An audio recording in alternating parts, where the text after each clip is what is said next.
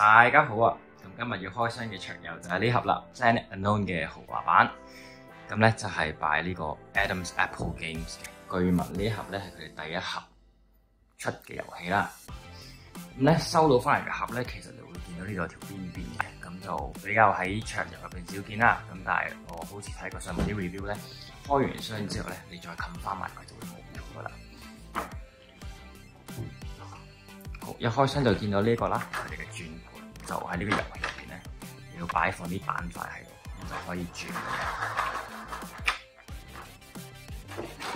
然後好多呢啲 punch board 啦，咁呢啲就係你要砌上你個星球嘅啲版圖。見到呢兩個係計分紙啦，通常都用唔晒嘅。好，跟住我哋見到兩個 insert tray 嘅，就睇下有啲咩先。咁入邊有呢啲，應該係隕石啊。呢啲就係啲 rovers， 即係太空船喺太空上面嘅嗰啲車。呢啲就係啲 pods 啊，求生艙。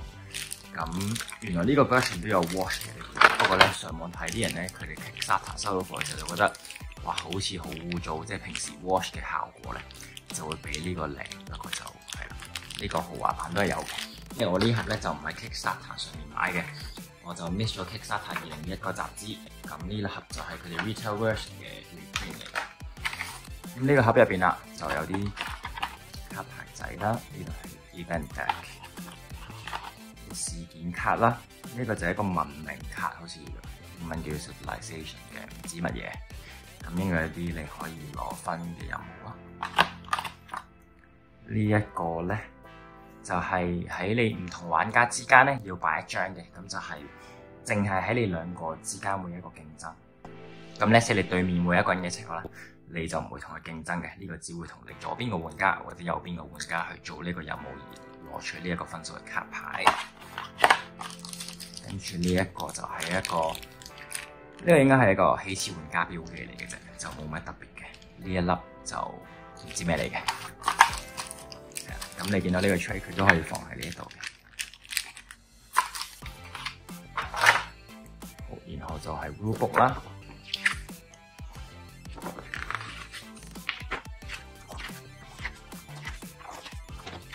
咁就 total 16頁嘅啫，應該都唔會太多字。畢竟呢副遊戲其實都算係比較輕中測。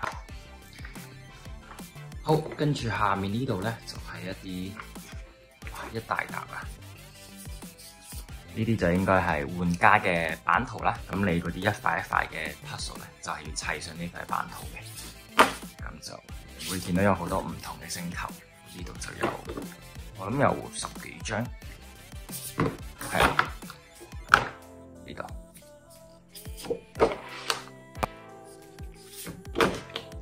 咁塊塊咧，佢應該有一面都係一樣嘅，而後面就係當你玩熟咗嘅時候，你想向高難度挑戰咧，就會有其他更多嘅選擇。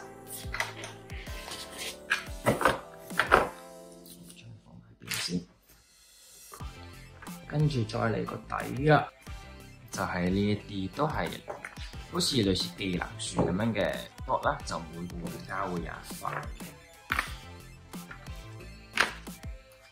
嘅，你就會見到佢有5條唔同嘅 track 就俾你升級。當你升到某一個位嘅時候，就攞呢啲資源。咁呢一塊 board 咧都幾抌本，因為佢係應該3個 layer 咯，佢中間有一個 layer， 跟住呢邊有啲凹凸孔可以俾你放嗰粒 indicator 上去啦。後面咧都係當你玩熟咗嘅時候咧，佢個得分嗰條 track 就會同其他玩家唔一樣，咁就多啲嘢去玩嘅。咁呢度就 total 有8塊嘅。好啦，然後就到個盒底啦，唔知佢下面有冇嘢咧？好，佢下面係冇嘢嘅，空盒嚟嘅啫。好，咁就睇下點樣收翻埋所有嘢啦。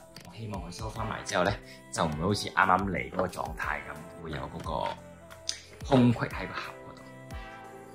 卡牌呢啲嘢可以暫時唔理佢，因為我本人咧就會好中意有卡套嘅，中意所有 game，因為覺得咁樣好似吸襟啲嘅款。如果唔係咧，你係平時喺一啲即係我自己本人冇 board game table 嘅情況底下咧，你啲卡咁樣掹下咧，啲邊角位好容易好快就會巢晒。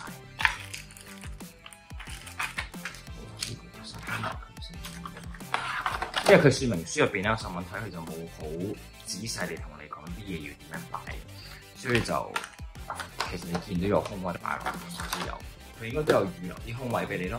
咁就唔知會唔會關未來出 expansion 嗰啲嘢事。咁就因為呢啲嘢咧，呢啲一塊一塊嘅 punch board 咧，陣間就會擺咗落嚟。所以當佢擺晒落嚟之後咧，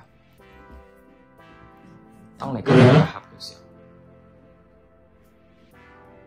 佢就會變咗啱啱好噶啦，都有少少突咯，不過就冇嚟嘅時候突出嚟咁多啦。